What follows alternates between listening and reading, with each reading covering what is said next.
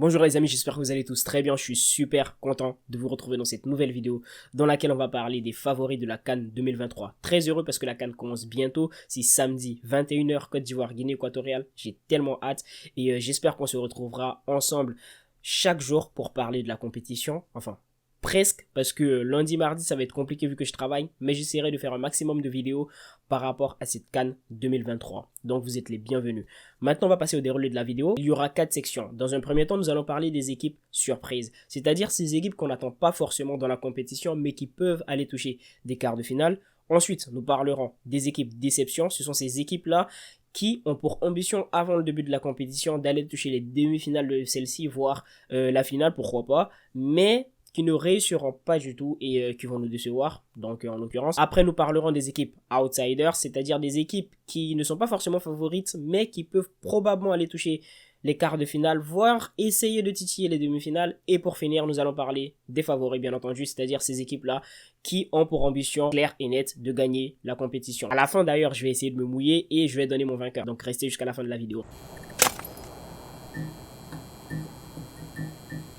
Premièrement, parlons des équipes surprises. Personnellement, je mets la Guinée en équipe surprise. Pourquoi?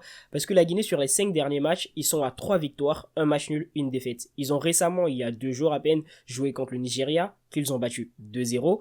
Donc personnellement, je trouve qu'il y a quelque chose à gratter pour cette Guinée-là. Sur l'historique des compétitions, les deux dernières compétitions, ils ont touché les 8e de finale. Donc je pense que c'est une équipe qui peut également essayer de viser les 8e de finale, voire les quarts de finale. Et personnellement, je pense qu'ils ont pour ambition de toucher les quarts de finale. Malheureusement, ils sont dans une poule plutôt difficile en compagnie du Sénégal et du Cameroun. Donc ça risque d'être compliqué de sortir de cette poule-là. Mais chance à eux. Pourquoi? Parce que tout simplement les meilleurs troisièmes se qualifient également, donc ça pourrait être intéressant pour cette Guinée-là et je les verrais bien sortir de leur poule. D'ailleurs, petite précision, je pense qu'ils peuvent sortir deuxième de cette poule-là et je pense qu'ils peuvent aller battre le Cameroun lors de la première journée. Non seulement Onana n'est pas disponible lors du premier match, mais en plus, vu l'état des formes des deux équipes, je pense que la Guinée peut remporter. De plus, Serhou Guirassy qui est en très bonne forme du côté de la Bundesliga, je pense que personnellement ça va beaucoup aider la Guinée s'il n'est pas blessé ou il n'a pas de gêne et tout.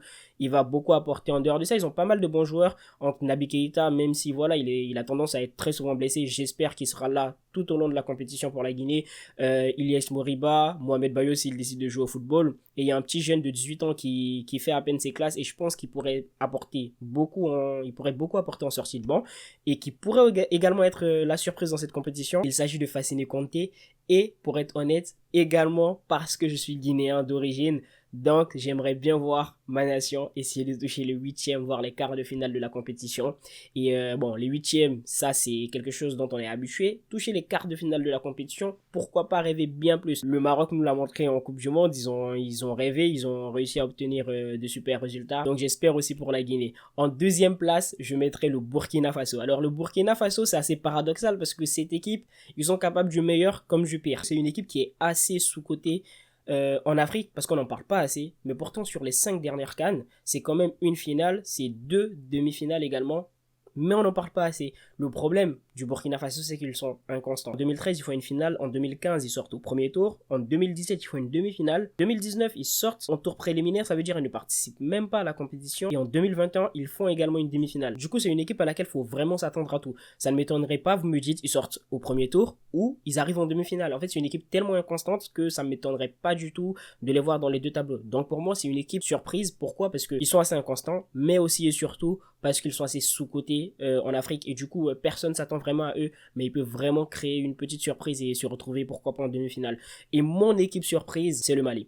Pourquoi le Mali? Parce que le Mali, en fait, c'est une équipe très joueuse, très belle équipe, très bon milieu. On ne parle pas forcément assez de l'équipe, mais ils pratiquent un très beau football et je pense que cette équipe-là peut essayer de créer une petite surprise également. Sur ce tableau, on peut voir qu'en 2012 et en 2013, ils enchaînent des demi-finales. Après, c'est le premier tour en 2015, le premier tour également en 2017. 2019 et 2021, ils sortent en 8e de finale. C'est une équipe qui peut essayer de viser plus, c'est-à-dire viser les quarts de finale. Cette année, ils ont un milieu de terrain très compétitif avec de très bons joueurs. Mohamed Kamara de Monaco, Yves Bissouma de Tottenham qui est en très très bonne forme, Aïdara également de Leipzig pour les plus connus. Pour être honnête avec vous, je pense que c'est le meilleur milieu en Afrique, c'est le plus compétitif, ça joue très bien au ballon. Le vrai problème de cette équipe-là, c'est qu'il manque d'un vrai finisseur devant. Il manque d'un attaquant de top niveau. Et derrière également, ils n'ont pas un bon gardien. La défense, je ne sais pas vraiment ce que ça vaut à part Amari Traoré derrière. Je ne sais pas vraiment ce que vaut cette défense du Mali. Et je pense que ce n'est pas assez pour franchir le cap des quarts de finale. Mais ils peuvent créer la surprise, donc je les mets ici. Pour moi, c'est l'équipe surprise et j'aimerais bien les voir aller plus loin dans la compétition parce que ça joue au football et j'aime bien les équipes joueuses. Donc, le Mali comme équipe surprise dans cette catégorie. Après avoir fini de parler des surprises, maintenant on va parler des déceptions. En première place, je mets la Tunisie. Pourquoi la Tunisie? Parce que bien sûr la Tunisie en fait c'est une équipe plutôt régulière en Afrique qui arrive très souvent à toucher les quarts de finale, demi-finale lors de la dernière édition d'ailleurs, qui est assez solide derrière, difficile à manœuvrer en Afrique, qui connaît bien le continent, mais ils ont un plafond de verre. Je trouve que ils n'arrivent pas à passer ce cap des quarts de finale déjà dans un premier temps.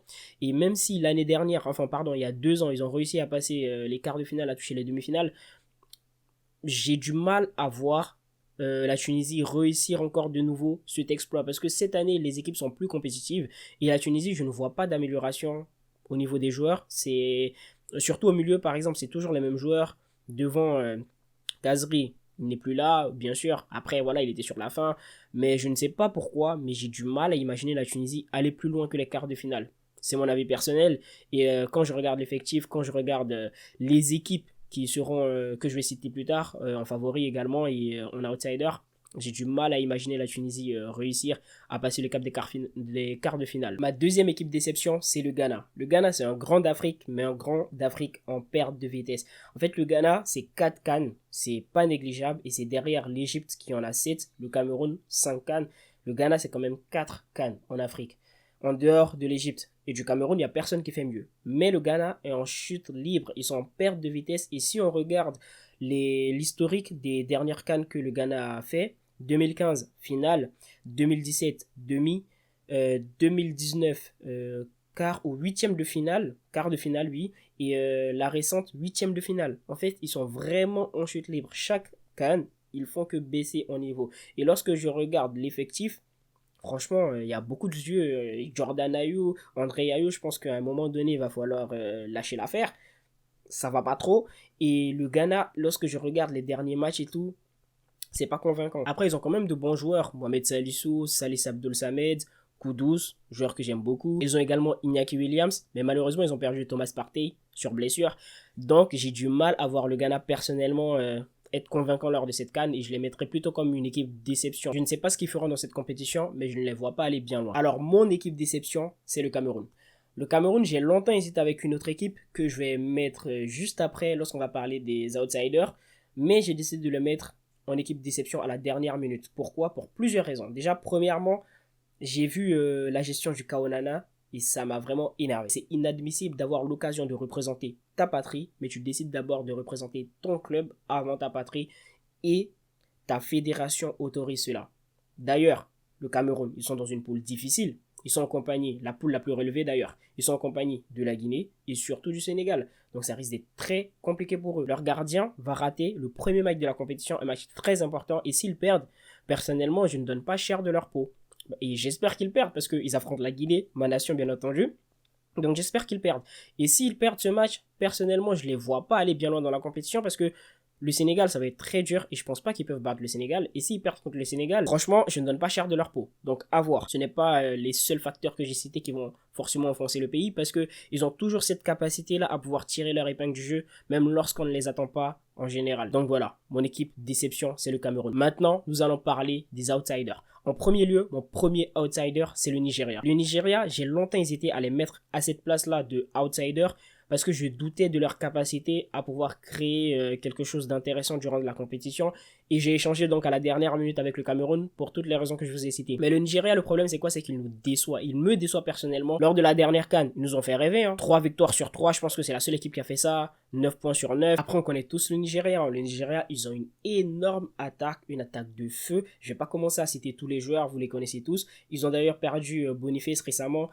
Mais voilà, Iheanacho, Osimhen, Simon. Du coup, ils ont une très belle attaque, mais des fondations très très peu solides. Je les mets donc en outsider, mais pour moi, ils auraient pu bien être en favori comme en équipe déception. Mais je les mets quand même en outsider.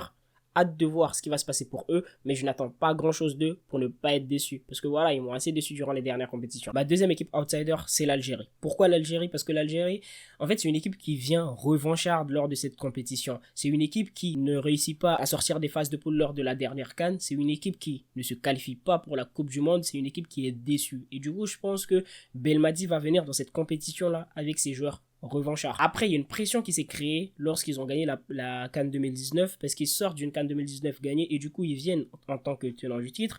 Ils n'arrivent pas à changer leur effectif. Maintenant, c'est fait. Il y a eu du changement dans l'effectif. Il y a des binationaux, tout ça, qui sont arrivés, qui vont beaucoup aider. Ont Aouar, Shaibi, Amin Gouiri, qui s'est blessé du coup, qui ne sera pas là, mais qui aurait beaucoup pu apporter à cette équipe-là de l'Algérie. Donc, personnellement, les changements, les manques de changements et tout, parce que lorsque tu sors d'une compétition, d'une CAN 2019 où il y a des joueurs qui t'ont fait gagner, c'est dur après de venir et d'essayer de changer et tout, de ne pas les appeler, etc. Je pense qu'il y a eu ça qui a coincé lors de la dernière compétition. Il y a eu du coup la pression puisqu'ils étaient à 35 victoires consécutives également. Je pense que cette fois, ils vont venir revanchards.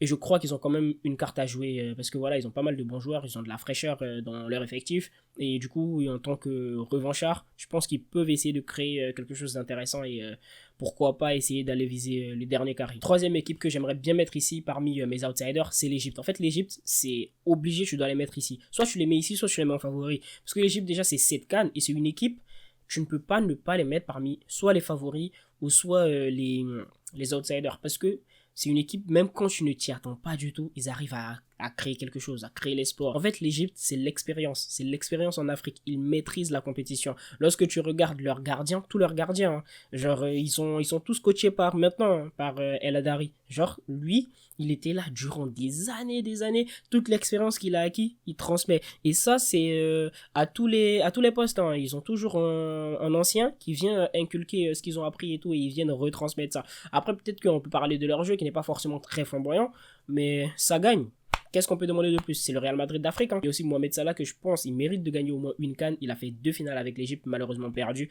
Donc je pense que voilà, l'Égypte mérite bien d'être outsider dans cette compétition parce que devant, ça va être compliqué avec les favoris. Du coup, maintenant, on va parler des favoris. Mon premier favori, c'est le Sénégal. En fait, le Sénégal, pourquoi? Parce que voilà, ils sont détenteurs du titre. Leur objectif est clair et net, c'est de gagner la compétition. Sadio Mané l'a même dit. Mais faut pas oublier que c'est très dur en Afrique de faire un back-to-back. La dernière équipe qui a réussi à faire un back-to-back en Afrique, c'était l'Égypte en 2006 et en plus à domicile. Donc compliqué pour cette équipe-là. Après, à leur crédit, on peut dire que c'est une équipe qui a beaucoup d'expérience maintenant. Ils ont connu pas mal de choses durant les CAN précédentes et tout, entre les désillusions en finale, la finale qu'ils ont remportée, les difficultés rencontrées durant les phases de poule et tout. Donc c'est une équipe qui a acquis de l'expérience. C'est une équipe également qui a réussi à avoir du 109, contrairement à l'Algérie il y a 2 ans. Cette équipe du Sénégal là vient avec de nouveaux joueurs également. Mais paradoxalement, je les trouve moins forts qu'il y a 2 ans lorsqu'ils ont remporté la Coupe d'Afrique des Nations. Après, ce qui est intéressant, c'est qu'ils ont de la sérénité dans leur rang. Je vois que ça a l'air d'être... ils ont l'air d'être plutôt sereins, d'avoir un groupe plutôt uni, un coach qui les accompagne et tout se passe plutôt bien pour eux. Donc, j'attends de voir ce qui va se passer pour le Sénégal lors de cette Coupe d'Afrique des Nations là.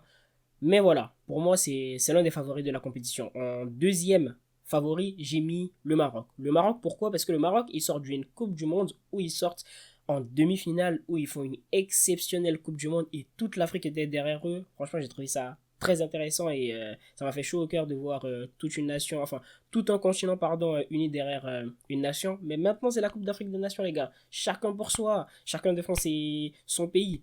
Et faut pas oublier une chose, c'est que le contexte entre la Coupe du Monde et la Coupe d'Afrique des Nations est très différent. Déjà, dans un premier temps, lorsque le Maroc va en Coupe du Monde, personne ne s'attend à ce qu'ils arrivent en demi-finale. Personne ne s'attend même à ce qu'ils sortent des poules. Donc ils venaient en petit poussé de la compétition. Ils ont réussi à arriver en demi-finale. Et le contexte également au niveau du jeu n'était pas le même. Parce que c'était une compétition où ils n'avaient pas la balle. Ils devaient défendre et essayer du coup de jouer en contre-attaque. En Afrique, c'est eux qui auront la balle et ça sera à eux de faire le jeu. Est-ce que ça ne va pas changer? Et donc, j'espère aussi qu'il n'y aura pas un excès de confiance. Mais malgré tout, je mets le Maroc en favori également dans cette compétition et je pense qu'ils peuvent viser le dernier carré, voire remporter cette Coupe d'Afrique des Nations. Maintenant, on va parler de mon vainqueur. Pour moi, le vainqueur de cette Coupe d'Afrique des Nations-là sera la Côte d'Ivoire. Il y a plusieurs raisons pour lesquelles je pense que la Côte d'Ivoire pourrait gagner cette CAN. Mais dans un premier temps, parlons d'abord des petits aspects qui peuvent bloquer. Déjà, ils jouent à domicile. La dernière fois qu'une équipe africaine a gagné une compétition à domicile, une CAN à domicile, c'était en 2006 et c'était l'Égypte. Et en plus, c'était face à la Côte d'Ivoire. Donc je pense que ça remonte, ça n'arrive pas souvent, mais je pense que la Côte d'Ivoire peut réaliser cela. Et souvent on dit que le fait de jouer à domicile, c'est à la fois un avantage, mais ça peut être un désavantage pour la pression. Certes, il y a de la pression, mais je pense qu'il y a beaucoup moins de pression qu'il pouvait y avoir il y a quelques années autour de cette équipe de Côte d'Ivoire là. Après, bien sûr, la pression va augmenter au fil des jours, lorsque la compétition va commencer, etc. Mais je pense pas que cette équipe ressentira cette pression, parce que déjà, le groupe en soi, je trouve qu'il n'y a pas d'inquiétude à avoir. Le groupe vit bien, des vidéos que je vois, des vidéos qui circulent et tout, le groupe a l'air de vivre bien, il n'y a pas de tension, tout se passe plutôt bien. La Côte d'Ivoire sur les 3 derniers matchs, c'est 9-0 face aux Seychelles, c'est 2-0 face à la Gambie, c'est 3-1 face à la Sierra Leone. Et surtout, les deux raisons principales qui me poussent à croire que la Côte d'Ivoire peut remporter cette CAN là, en dehors du fait qu'ils jouent à domicile et que ça peut leur être favorable, et aussi que le groupe vit bien, c'est surtout parce que je pense que c'est l'une des équipes les plus équilibrées de la compétition. En fait, la Côte d'Ivoire, ils ont une très bonne défense, ils ont une très bonne attaque, ils ont un bon milieu également. En fait, c'est une équipe équilibrée qui a des bons joueurs à presque tous les postes et des joueurs clés. Et pour gagner une compétition comme la CAN ou n'importe quelle compétition, il faut être bon dans les deux axes du terrain. Il faut être bon en défense, il faut être bon en attaque. Et je pense que la Côte d'Ivoire réunit cela. Et en dernier point, ce qui me fait dire que cette Côte d'Ivoire-là peut remporter la CAN, c'est que je pense qu'il n'y a pas beaucoup de personnes qui s'attendent vraiment à eux. Il y a beaucoup de pression sur le Maroc et également le Sénégal. Donc je pense que la Côte d'Ivoire peut se frayer un chemin là-dedans et réussir à remporter cette CAN. Après, le verdict tombera le dimanche 11 février au stade Alassane Ouattara. Donc on attend tous avec impatience de savoir qui sera le vainqueur de cette CAN là. Mais moi personnellement, mon favori c'est la Côte d'Ivoire, et aussi et surtout parce que je suis aussi ivoirien, faut le dire en fin de vidéo. Donc j'espère que ma nation pourra remporter cette CAN là. Je suis de double nationalité, du coup je suis ivoirien et guinéen. Voilà, des deux équipes, on va se mentir, personnellement, c'est la Côte d'Ivoire qui est plus à même de gagner cette CAN là, même si j'espère que la Guinée ira aussi loin dans cette compétition. Voilà, c'était mes favoris pour la CAN, j'espère que vous avez apprécié la vidéo, et ça se trouve, d'ici quelques semaines, on va revenir, on va me dire, ah ouais, mais t'as mis le Nigeria là, t'as mis la Tunisie là, bref, on verra bien ce qui va se passer lors de la compétition. J'ai essayé de me mouiller un maximum, j'ai donné le vainqueur final. J'espère que vous avez apprécié la vidéo. On va beaucoup parler de la CAN lors des prochaines semaines, donc n'hésitez pas à vous abonner, lâchez un petit pouce bleu pour le référencement, ça fait toujours plaisir. Et prenez tous soin de vous.